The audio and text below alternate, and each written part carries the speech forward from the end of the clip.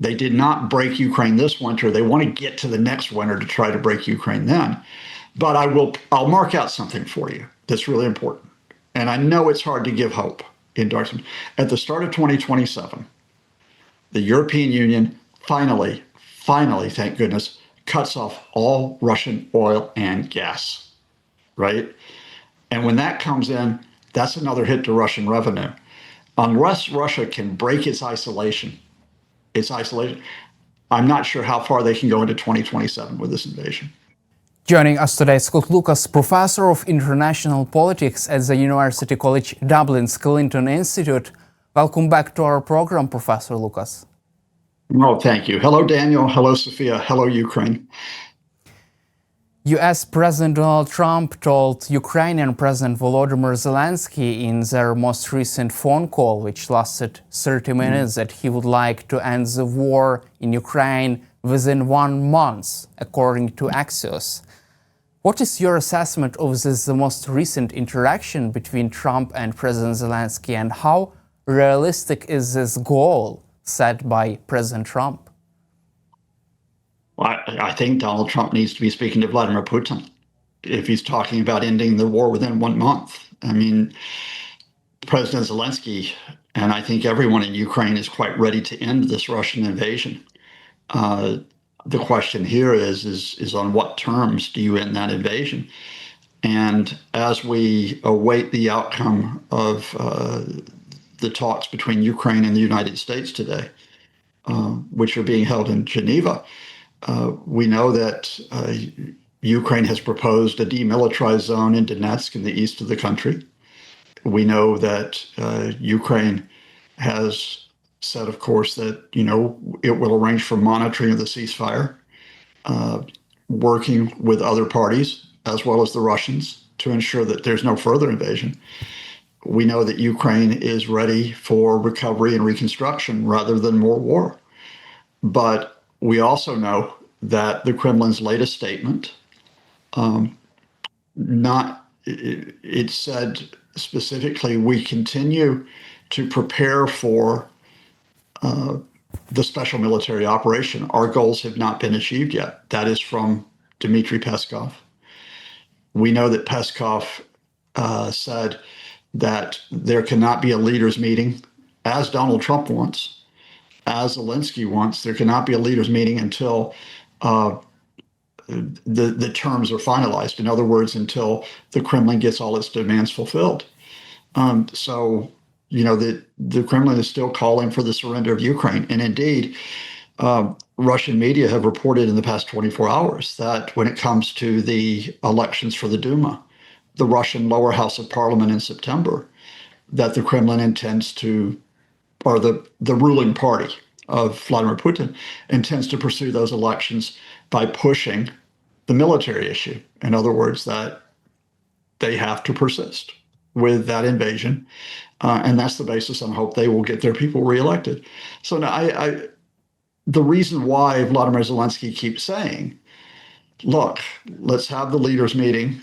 I'll meet Mr. Putin and then Mr. Trump can join us.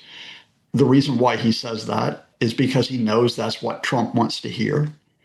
He knows at the same time, however, the Kremlin's not going to agree for it. So we have to go through this song and dance of Ukraine continuing to say, ready for an end to the invasion, and then the Kremlin continuing through various people, through Mr. Medvedev, the former president, through Mr. Peskov, the Kremlin spokesman, through the Kremlin's pet members of parliament, continuing to say, no, that the Kremlin's demands, the root causes of the war, those all have to be settled on Russia's terms. And so the dance will continue whether or not we get a third set of Ukraine, U.S.-Russian talks next month.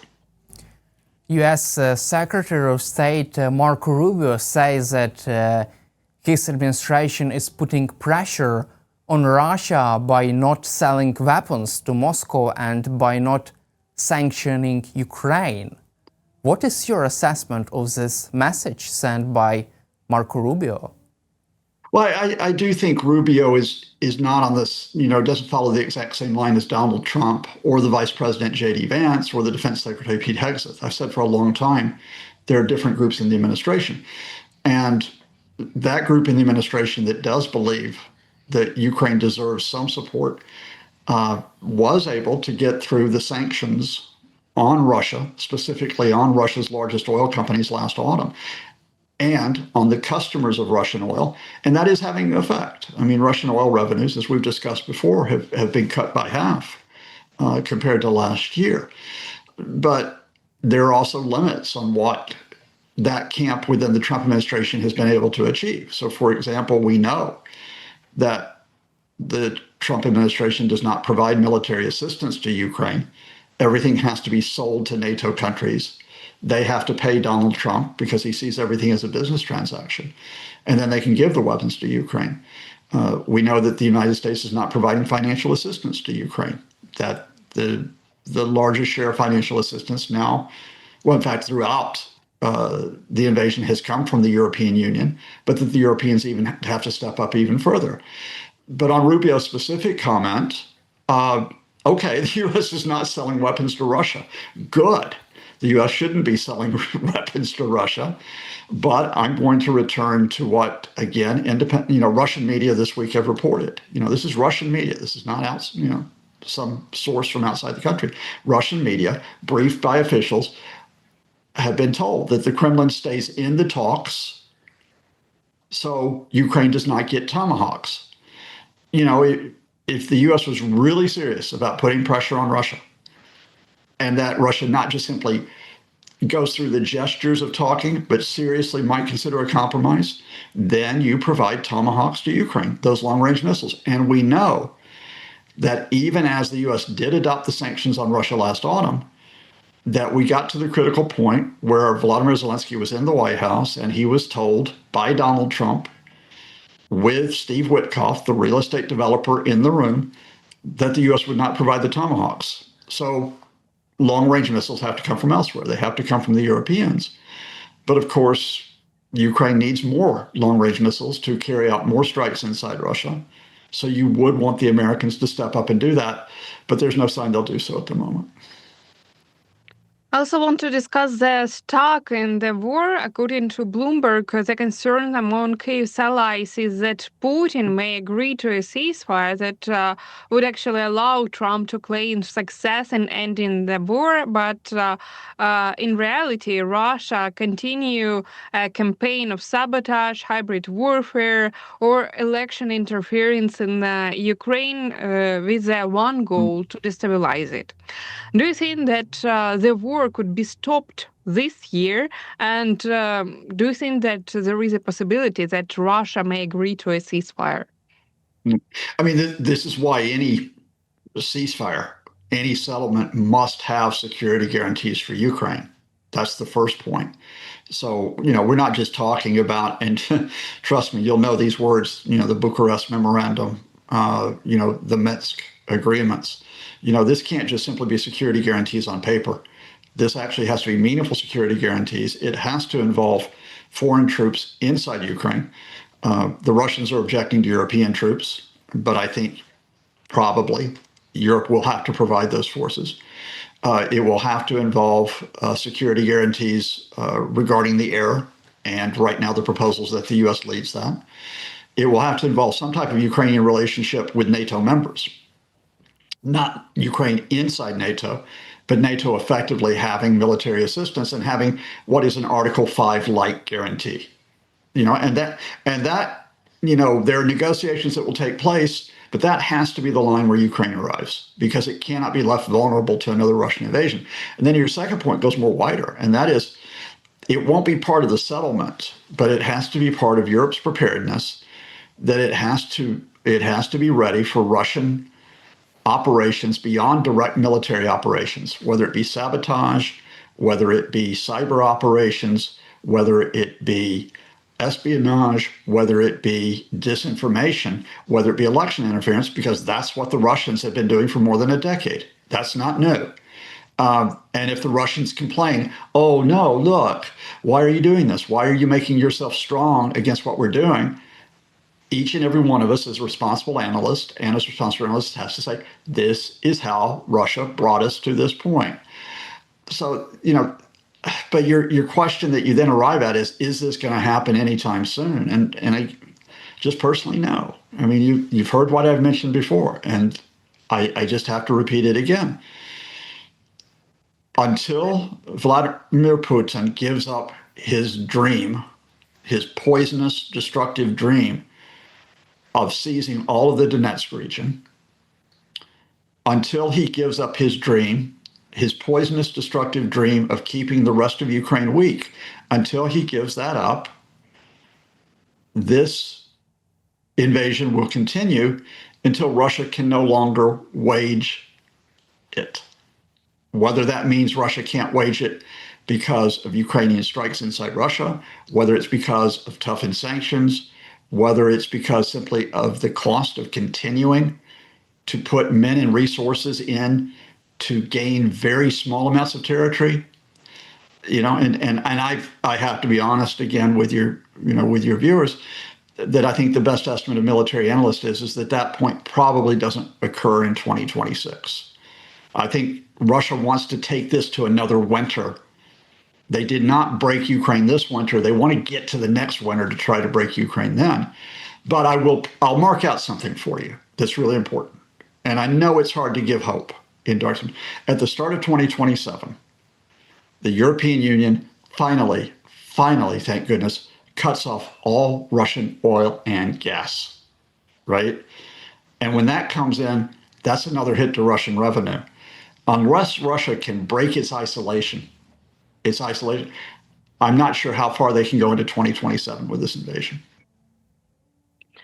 Actually, this time we see that Russia is changing its tactics, and in recent days, Russia has stepped up as terrorist attacks in Ukrainian cities. We already know some cases in Lviv, Dnipro, and Mykolaiv, and that's interesting that it is happening, of course, during these so-called peace negotiations.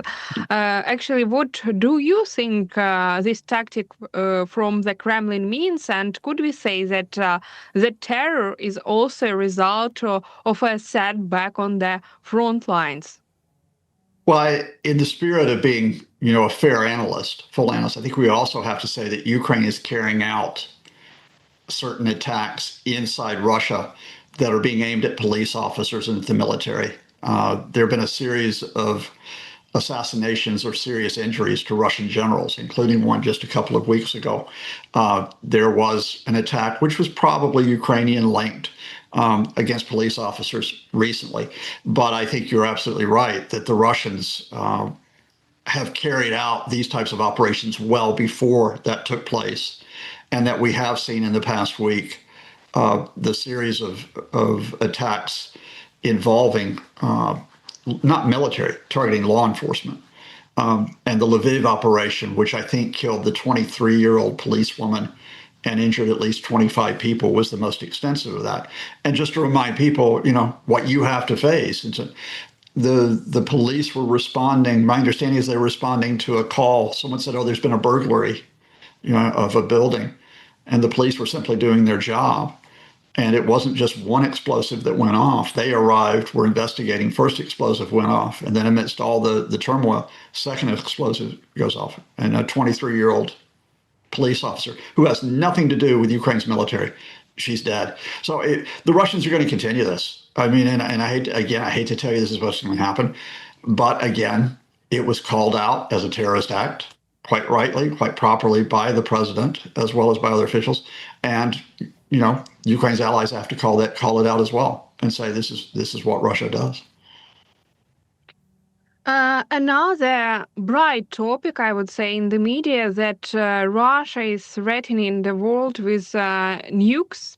And Russian intelligence services are spreading that claims that the UK and France are preparing to send these nuclear warheads to Ukraine. And actually, even ex-president of Russia, Dmitry Peskov, we know that he's quite active on social media, threatened again in a classic way Europe with nuclear weapons. What do you think that what's going on behind this rhetoric from the Kremlin?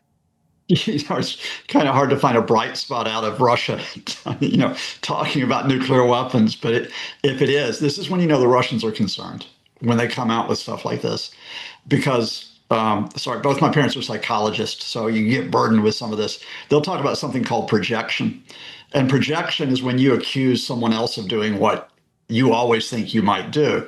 I went through years of Russia's support for the Assad regime in Syria, where they kept saying, ooh, the opponents of Assad, they're going to carry out chemical attacks, and the only group that was carrying out chemical attacks was the Assad regime supported by the Russians. I mean, that's what they do. I've gone through years of Dmitry Medvedev, whether it's because part of an organized approach or whether it's because he's had a bad night and he's gotten into a particular cabinet with a few special bottles that he's sipping from, and he says, oh, nuclear war could be around the corner. Well, I think this time it's not just Dmitry Medvedev who might have been a little bit feeling the worse for wear, as we say in English. I think you have the Kremlin, which is under pressure. It's under pressure because Europe continues to support Ukraine. And it's trying to intimidate. It tries to intimidate Europe in particular and say, you shouldn't do this, by saying, oh, look, here, the UK and France are providing Ukraine with nuclear weapons. Now, there's absolutely zero evidence of this. If you would like to give me some, I will. But what Russia's doing is they're hoping that activists in the West, in the UK, in France, and other countries are going to go, ooh, the problem here isn't Vladimir Putin. The problem here is NATO and Ukraine, France. Oh, they're the bad people. Russia's the victim. And I'm happy to give you their names because I've had to put up with them for years. They pushed Russian disinformation during the Syrian civil war, the Syrian uprising against Assad. They have pushed Russian disinformation when it comes to Africa. They have pushed Russian disinformation when it comes to Europe, and they push Russian disinformation when it comes to Ukraine. So they do this again. But I think there's a timing thing as well here, Sofia, to keep your eye on. The Russians are threatening this at a time when the EU is having to deal with the problem of Hungary. Hungary is one of two countries within the EU that has a pro-Kremlin prime minister, Viktor Orban. Orban repeatedly tries to hold up European assistance for Ukraine, but this time, because he's got elections coming up in April, he's being particularly bothersome. And he's holding up the 90 billion euro loan to Ukraine to fund military and government projects through 2027, and he's holding up the next set of sanctions on Russia. Now, in the past, the EU has been able to break Hungary's blockade on this aid. In this case, I think they will, but Russia's trying to keep Orban, push Orban for as long as possible to hold up European assistance. Because, as I said, they're in a jam. The Russians are in a jam. Because they have not been able to flip the Americans yet.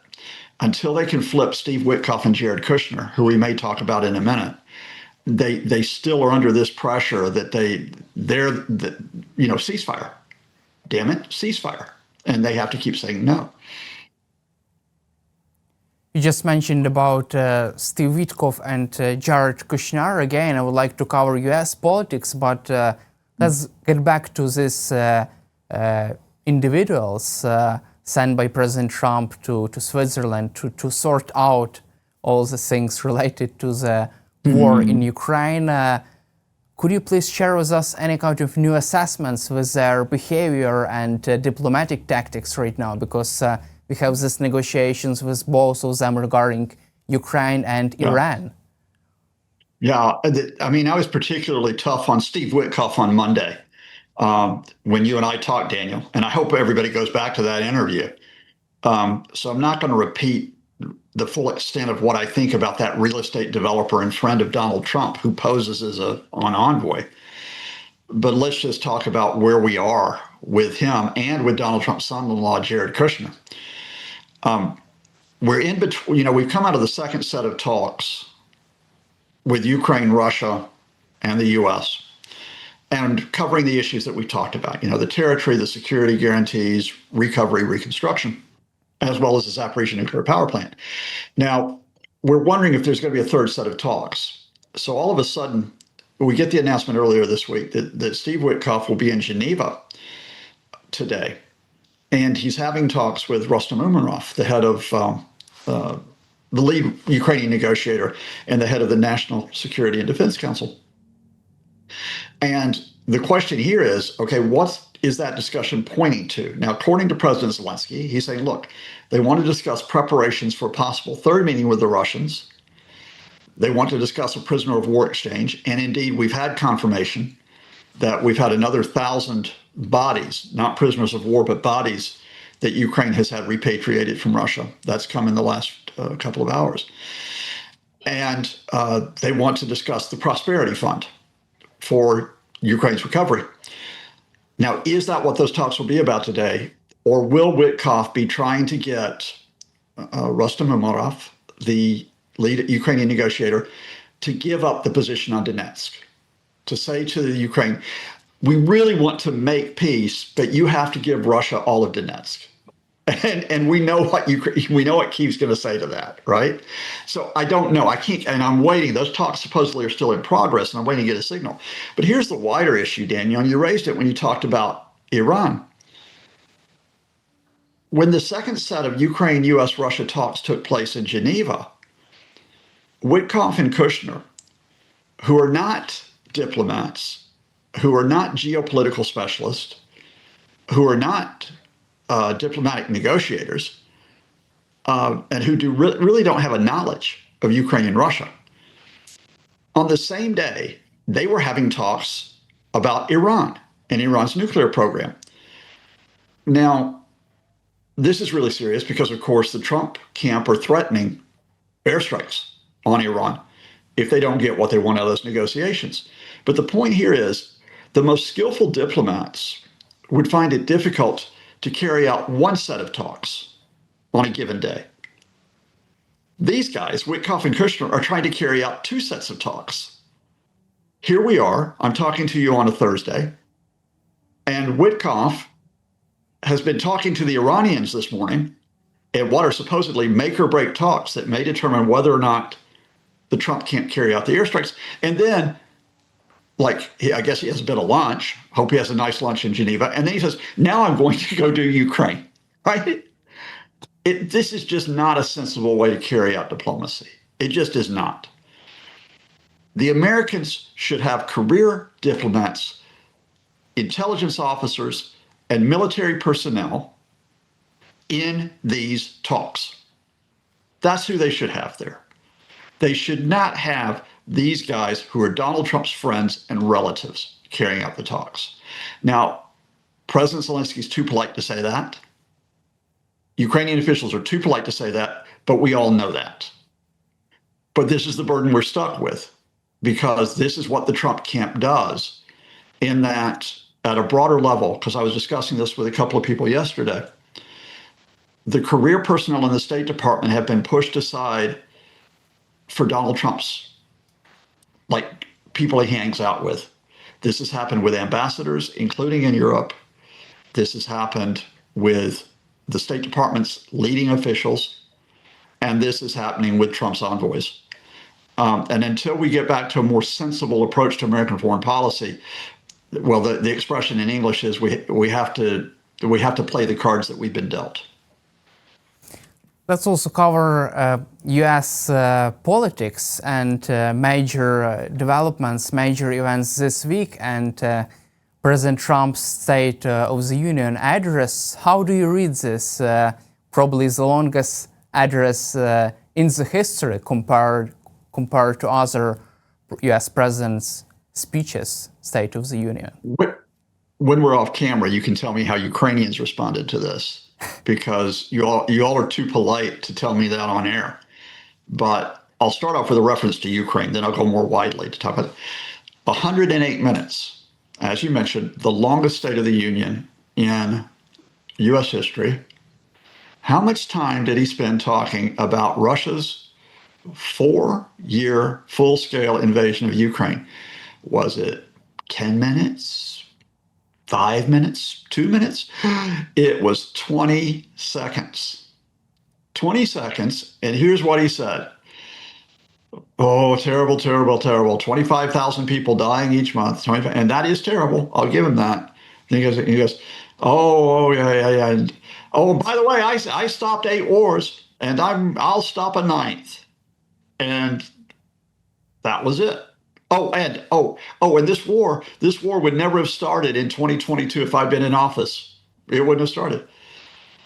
Well, that's big help there, Donald.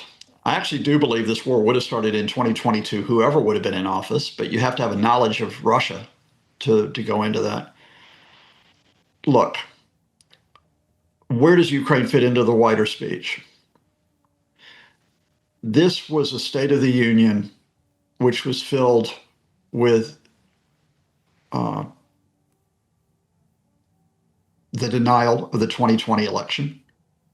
And Donald Trump said, this should have been the first year of my 3rd term. Now think about that, everybody, because remember, American presidents are not supposed to have 3rd terms. They're only supposed to have 2 terms, maximum. But then it's filled with lie after lie after lie, not just the lie that he stopped 8 wars, but the lies about the economy, that it's in the greatest shape it has ever been, the lies about immigration, the lies about climate change, the lies about his opponents, the lies that he puts out on a daily basis about healthcare and fundamental issues like that. Then it was filled with insults, where he talked about people who he didn't like, and he called them idiots. He called them fools. He said they were sick people. He sneered at Democrats. He sneered at supposedly liberals. He sneered at people who are different colors, different religions. And then he went all out with the racism. That America was being overrun by Somali pirates. These people who happened to come from Somalia in Africa, many of whom are now U.S. citizens. He sneered at other countries who supposedly are flooding America with murderers and rapists and child molesters. And the implication, of course, is that many of these people look different from Americans, or they have a different religion from other Americans. There was almost no content to the speech. This was simply the politics of division. You are with us or you're against us. And I heard that 20 years ago. I heard that from George W. Bush after 9/11.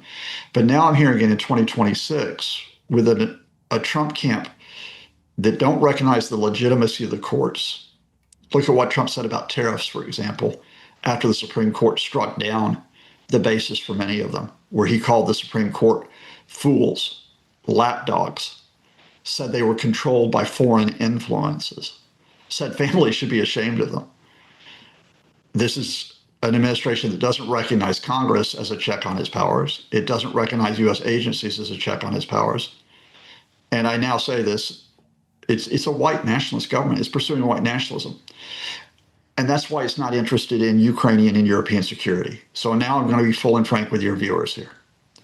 Beyond the fact that Donald Trump only sees foreign policy as a matter of trying to make money, and beyond the fact that his family have made billions of dollars while he has been in office, especially off cryptocurrency, a level of corruption that we have never seen to this extent in the United States. Beyond the idea that Donald Trump thinks he could make money, there are people in the Trump administration, including the person who wrote that speech, Stephen Miller, who believe that the European Union should be broken up. Why do they believe the European Union should be broken up? They believe it should be broken up because they want to deal with countries individually. They don't want to deal with the EU as a bloc. They believe the Europeans should be broken up because many European countries do not have the hard right political outlook that they have. and they believe that Europeans should be broken up because they take a different attitude towards community than they do. For example, Europeans actually believe that speech should be regulated because you need to protect health and safety, and you need to not incite violence, and because many European governments actually believe in the rule of law. So how do these people, and I'm not just talking about Trump's here, I'm talking about the Vice President, J.D. Vance, I'm talking about Pete Hegseth, the Defense Secretary, I'm talking about Stephen Miller, the key advisor, I'm talking about other political appointees. They believe that you accomplish this by putting hard right parties into power in European countries. That is why they have endorsed, and this goes beyond anything previous US governments have done. They are openly endorsing Viktor Orban to win in parliamentary elections in April in Budapest. This is why Marco Rubio was out there just after the Munich Security Conference. They are trying to promote hard right factions in Poland. The president of Poland, President Nazarenko, has surprised them. He hasn't been an out-and-out supporter of them, despite the fact he was quite Trumpist in his campaign. So they're trying to push harder in Poland. They are pushing AfD in Germany, which is not just hard right, but has flirted with neo-Nazi themes. They are pushing the National Rally in France, even if the National Rally is being cautious about them, and they're pushing the Reform Party in the United Kingdom. And to do that, they are trying to undermine the parties that are in power, the governments that are in power. Why do they hate President Zelensky? Think about this. Why do they hate President Zelensky? In 2019, almost 7 years ago, before the State of the Union, President Zelensky would not do what the Trump camp demanded.